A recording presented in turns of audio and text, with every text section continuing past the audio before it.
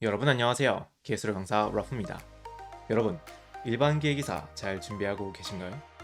이번 2024년부터 일반 기획이사가 기계 설계 기사와 통합이 되면서 과목 및 시험 범위가 일부 개정이 되었습니다.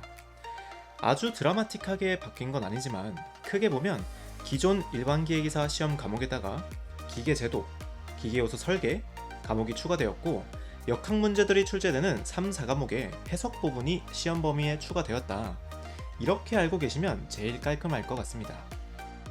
여기서 기계 제도는 기계 설계 산업기사 관연도 문제들을 참고하면 되고 기계 요소 설계는 기계 설계 기사 관연도 시험 문제를 참고하면 되는데 문제는 이번에 추가된 해석 부분은 기존 타 시험에도 출제된 이력이 없기 때문에 많은 학생분들이 불안해하고 있는 게 느껴지더라고요. 그래서 이번에 여러분들이 그토록 궁금해하고 불안해하는 해석 과목에 대해서 전체적인 흐름을 한번 잡아가 보려고 합니다. 구조 해석, 유동 해석, 말로는 많이 들어봤지만 도대체 뭘 배우고 뭘 할 수 있는 부분인지 한 방에 흐름 잡아보려고 합니다. 참고로 현재 시험은 구조 해석과 연료체 해석으로 나뉘어져 있지만 저는 두 부분을 한 번에 묶어서 설명드릴 예정이라는 점 참고해 주시고요. 자, 준비되셨으면 해석 천천히 한번 들어가 보도록 하죠.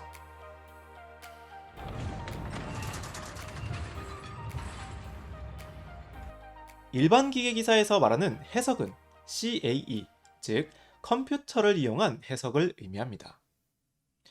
그럼 도대체 CAE가 뭔데? 정의를 알아봐야겠죠. CAE는 컴퓨터 에이디드 엔지니어링의 약자로 제품 설계를 개선하거나 광범위한 업계의 엔지니어링 문제를 해결하는 과정을 보조하기 위해서 컴퓨터를 이용한 시뮬레이션들을 총 망라해서 CAE라고 불리고 있습니다. 쉽게 말해서 실제로 제품을 만들어서 파괴 시험과 같이 테스트를 진행하면 시간과 비용이 많이 들기 때문에 컴퓨터를 이용해서 시뮬레이션을 돌리는 행위를 CA라고 불러준다. 이렇게 정리하시면 됩니다. 좋아요. 이 친구들은 FEM, 즉 유한요소법을 이용해서 컴퓨터 해석을 진행하게 될 건데 이 친구들은 조금만 있다가 다시 자세하게 한번 살펴볼 거고 조금은 당연할 수도 있지만 이 친구의 정의를 알아봤으면 다음은 그래서 이 친구 왜 쓰는데? 쓰면 뭐가 좋은데? 이 부분 같이 한번 살펴보겠습니다. 앞에서도 말씀드렸지만 CA를 이용하는 가장 큰 목적은 시간과 비용의 절감 때문입니다. 예를 들어서 차량 충돌 시험을 진행해서 안정성을 테스트해야 된다고 할 때 CA가 없다면 매번 몇 천, 몇 억짜리 차량을 만들어서 파괴 시험을 진행한다면 엄청난 돈과 시간이 들어가게 되겠죠. 하지만 컴퓨터 해석 프로그램을 사용하게 되면 이런 비용적인 부분들을 비용 없이 시뮬레이션으로 확인할 수 있기 때문에 엄청난 비용 절감을 이룰 수 있게 되는 거죠. 또한 컴퓨터를 이용하게 되면 어떤 부분에 얼마나 힘이 걸리는지 가시적으로 한눈에 살펴볼 수 있기 때문에 설계 단계에서 심층 분석이 가능하다는 장점도 있습니다. 그리고 3번과 4번은 함께 묶어서 설명드리자면 이 부분을 여러 사람들과 함께 가시적으로 손쉽게 공유할 수 있기 때문에 많은 제조업에서 설계 단계에서 해석을 통해서 여러 부서와 원활하게 소통을 할 수 있게 된다. 이렇게 정리해 주시면 됩니다. 자, 좋습니다. 여기까지는 어렵지 않으셨을 거라 생각하고요. 우리 앞에서 CAE 해석은 일반적으로 유한요소 해석을 사용한다고 했었는데요. 그래서 이 유한요소법이 뭔지 알아봐야겠죠.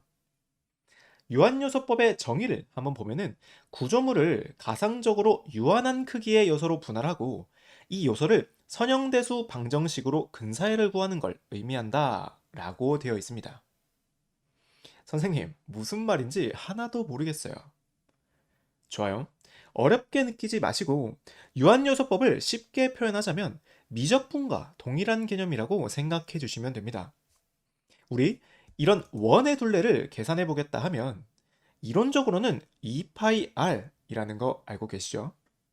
근데 우리는 곡선을 측정할 수 없는 상태라면 이런 작은 직선들을 연결지어서 둘레의 길이를 근사해서 구할 수가 있습니다. 이 부분 이해되시나요? 이렇게 원둘레를 아주 작은 직선으로 쪼개는 과정이 미분이라고 할 수 있고, 이 미소 부분을 가지고 전체를 쌓아 나가는 과정을 적분이라고 할 수 있으니까 우리가 배웠던 미적분과 비슷하다는 거 이해되시나요? 이렇게 했을 때 물론 직선을 더욱 잘게 쪼개면 이론값과 유사하게 될 거고요. 이 오차값을 한번 계산해 보면은 약 64개 정도로 표현했을 때부터는 아주 가까운 근사값을 나타내게 된다는 거 보실 수 있으실 거예요. 이렇게 쪼개진 것들을 우리는 요소라고 표현하고요. 이 요소의 꼭지점에 해당하는 부분이 노드, 절점에 해당합니다. 그리고 이 요소 부분들의 집합을 우리는 메쉬 또는 그리드라고 불러준다. 이 부분 시험에 나올 수 있으니까 정리 한번 해주시면 좋겠네요. 유한요소 대충은 어떤 느낌으로 해석하는지 이해하셨을 거라 생각하고요. 큰 흐름은 잡았으니까 한 발자국 더 나아가 보겠습니다. 오케이, 해석 구조물은 잘게 쪼개서 해석을 하는 것까지는 받아들여졌는데 원리가 도대체 뭘까? 라는 궁금증 드시지 않으신가요? CA 해석을 하는 원리는 바로 이 절점의 비밀이 있습니다. 노드, 절점은 유한요소법에서 결과가 계산되어지는 위치를 의미하는데, 즉, 이 노드에서 해당 부분에 대한 힘 또는 에너지 등이 입력되는 부분이다 라고 생각해 주시면 좋겠습니다. 절점의 미지수, DOF라고 불러주기도 하는데, 구조 해석을 한다고 하면 이 절점에서 각 축에 걸리는 직선 힘에 대한 부분과 모멘트, 회전에 대한 힘값을 전달받게 될 거고요. 이 수많은 절점들을 전체로 두고 해석을 하게 되는 게 CAE의 해석 원리다 라고 볼 수 있는 거죠. 원리 이해되시나요? 그래서 당연히 자유도의 개수는 절점의 구속 조건에 따라서 달라질 수 있다는 점 반드시 기억해 주시기 바랍니다. 예를 들어서 절점을 완전히 움직이지 않는 고정구속 형태로 만들어 버린다면 해당 절점의 자유도는 제로가 될 거고요. 핀 구속, 즉 구조물이 이동은 하지 못하고 회전만 가능한 상태로 구속 조건을 준다면 자유도는 회전 자유도만 존재하기 때문에 3이 된다. 이렇게 정의해 볼 수 있는 거죠. 좋아요. 두 번째는 요소입니다. 요소는 앞에서 배운 것처럼 해석하고자 하는 대상물의 형상을 구성하는 역할을 하고 있고, 이때 여러 가지 형태를 이용해서 요소를 만들 수 있지만 보통은 여기 사면체로 요소를 만들 때가 가장 합리적이고 정확도 높은 형상을 구현할 수 있기 때문에 일반적으로 많이 쓰이는 형태다 라고 기억해 주시면 좋을 것 같습니다. 여기까지 먼저 CA의 큰 흐름을 가지고 와봤는데 흐름 이해되셨나요? CA란 어떤 건지, 이 친구 쓰면 뭐가 좋은지, 그리고 CA는 유한요소법으로 해석을 하게 될 건데 이 유한요소법이란 어떤 건지, 이때 절점, 요소, 그리고 요소의 집합에 해당하는 부분의 정의와 특징에 대해서 흐름을 잡아봤습니다. 여기까지 되셨다면 이제 본격적으로 CAE 해석의 종류에 대해서 알아보러 가보겠습니다. 세 번째, 해석의 종류입니다. 우리는 일반 기계기사의 취득을 목적으로 하고 있기 때문에 시험에 나오는 부분을 중점적으로 공부해야 되는 게 맞지만 수험생이기 이전에 우리는 엔지니어이기 때문에 CA를 배우게 될 때 빠지지 않고 등장하는 나머지 용어인 CAD와 CAM에 대해서도 간단하게 흐름 잡아드리면서 종류 알아보러 가볼게요. 먼저 CAD입니다. 대부분 사람들이 오토데스크사에서 만든 오토캐드 때문에 CAD는 한 번쯤은 들어보셨을 거라 생각합니다. 이 CAD는 컴퓨터 에이디드 디자인의 약자로 제품을 컴퓨터로 설계하는 소프트웨어를 의미합니다. 이 CAD는 CAE와 CAM을 해석하기 위해서 반드시 선행되어져야 하는 작업입니다. 그리고 두 번째, 우리가 이번 과목에서 중점적으로 배우게 되는 해석 소프트웨어를 뜻하는 CAE입니다. CAE는 앞에서 설명드렸으니까 설명은 생략할 거고요. 앞서 말씀드렸던 것처럼 CAD로 설계한 제품을 구조 해석, 유동 해석과 같이 시뮬레이션 해석을 통해서 제품을 잘 설계되었는지 평가하는 과정이라고 생각해 주시면 됩니다. 좋아요. CAE까지 완료가 되면 마지막 본격적으로 제조와 가공에 대한 작업이 필요하게 될 건데요. 그 작업을 지원해주는 소프트웨어를 CAM이라고 불러줄 거예요. 이 CAM은 그림처럼 실질적인 CNC 가공을 어떻게 프로그래밍 할 건지 시뮬레이션으로 돌려보고 실제 그 코드를 CNC로 입력시켜서 실질적인 가공까지 이루어지게 도와주는 과정이라고 생각해 주시면 됩니다. 어떤가요? 때로는 이렇게 어떤 부분에 대해 공부를 할 때 그 부분만 딱 공부를 하기보다 한 발자국만 뒤로 물러서서 흐름을 가져오면 훨씬 더 깊고 많은 이해를 하실 수 있게 되실 거예요. 좋습니다. 그럼 이제 여기서 CAE에 대한 종류를 다시 나눠볼 건데, CAE는 구조 해석, 연료체 해석, 기구 해석, 자기장 해석, 그리고 피로 해석 등으로 나누어 볼 수 있습니다. 이때 구조 해석은 구조물에 외력이 가해졌을 때 강도, 변형, 진동 등의 물리 현상을 예측하는 작업을 의미합니다. 그림 한번 보시면 이렇게 구조 해석을 진행했을 때 빨간색 부분이 비교적 응력이 많이 받는 부분이구나 하고 알 수 있고, 파란색 부분이 반대로 응력이 작게 받는 부분이구나 하고 알 수 있는 거죠. 다음은 연료체 해석이 가능합니다. 연료체 해석은 구조물의 내외부에 흐르는 유체가 온도 변화에 따라서 어떤 양상을 띠는지 예측하는 작업입니다. 그림 한번 보시면 이렇게 유체들이 어떤 흐름을 가지고 움직이는지 시뮬레이션 해볼 수 있고요. 구조 해석과 함께 가장 범용적으로 쓰이고 있는 해석 부분이다 라고 생각해 주시면 되겠습니다. 그 다음은 기구 해석, 자기장 해석, 피로 해석 등등 다양한 방면의 해석이 가능하고요.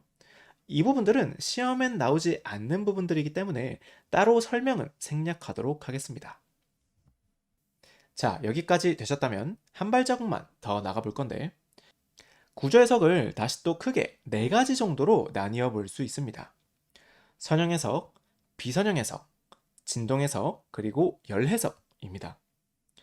선형 해석은 응력이 선형적으로 걸리는 구간에서의 해석을 진행하는 것을 얘기합니다. 우리 재료역학 시간에 응력 변형률 선도 배우셨을 텐데, 이 중에서 여기 후계 법칙을 만족하는 탄성 영역 해석을 선형 해석이다 라고 불러줄 거예요. 이해되셨나요? 그 다음 비선형 해석은 반대로 후계 법칙이 성립되지 않는 구간, 쉽게 말해 여기 부분을 해석하는 걸 비선형 해석이다 라고 얘기해 줄 거예요. 그리고 진동 해석, 열 해석 부분을 포함해서 좀 더 상세하게는 이후 구조 해석 단원에서 좀 더 자세하게 다뤄보는 시간 가져볼 거고요. 이번 강의에서는 전체적인 흐름을 가져오는 부분이다 보니까 이 정도로 정리하면 좋을 것 같습니다. 자, 다 왔어요. 이번에는 시험에는 나오진 않을 거지만 앞에서 배운 CAD, CAE, CAM이 부품 개발부터 제작에 이르기까지 어떤 부분을 담당하는지 한눈에 볼 수 있도록 가시화시켜 봤습니다. 첫 번째 네모 칸 보시면 개발부터 설계 단계를 거치는 게 CAD가 담당하게 될 거고요. 이때 설계 부분이 최적화가 되어 있는지 평가하기 위해 사용되는 게 CAE, 그리고 설계 부분이 완료되었다면 공정계획과 생산계획들을 적용시켜서 실질적인 제작에 이르는 단계를 CAM을 통해서 한다. 이렇게 정리해 주시면 좀 더 깔끔하게 흐름을 잡아가실 수 있으실 거예요. 이번 흐름 잡기 강의의 마지막 부분인 CAE 해석 순서입니다. CAE는 크게 전처리, 해석, 결과평가 이렇게 3가지로 나누어 볼 수 있는데요. 전처리 과정에서는 일단 해석을 하기 위한 모델링이 있어야겠고, 해석 모델링을 해석할 요소망들을 설정해 주어야 합니다. 그리고 이 친구의 물성치는 어떻게 되는지, 그리고 경계 조건들은 어떻게 가져갈지, 마지막 외력은 또 어떻게 작용하고 있는지 등을 전처리 단계에서 정의를 해주게 될 거예요. 이 부분이 완료가 되고 나면 본격적으로 해석 단계를 거치게 될 거고, 이 부분이 완료가 되고 나면 본격적으로 해석 단계를 거치게 될 거고, 해석이 완료되면 해석이 잘 되었는지 검증하고 평가하는 단계를 거쳐서 해석이 완성된다. 이렇게 정리해 주시면 됩니다. 어떤가요? 해석 전체적인 흐름 잡히셨나요? 이번 단원에서는 전체적인 흐름만 알려드리려다 보니까 부분 구체적인 설명들은 좀 생략했지만, 우리가 배울 구조해석, 진동해석, 열해석, 유동해석 등 CAE가 어떤 건지, 왜 배워야 되는지, 그리고 어떻게 쓰는지 등과 같이 전체적인 흐름들을 알고 나면은 추후 배우실 때 좀 더 이해가 잘 가실 거라 생각합니다. 강의 내용이 조금 길었을 텐데 잘 정리해 주시고요. 오늘도 강의 들어오시느라 너무 고생 많이 하셨고, 다음 강의는 더 좋은 영상으로 찾아뵙도록 하겠습니다.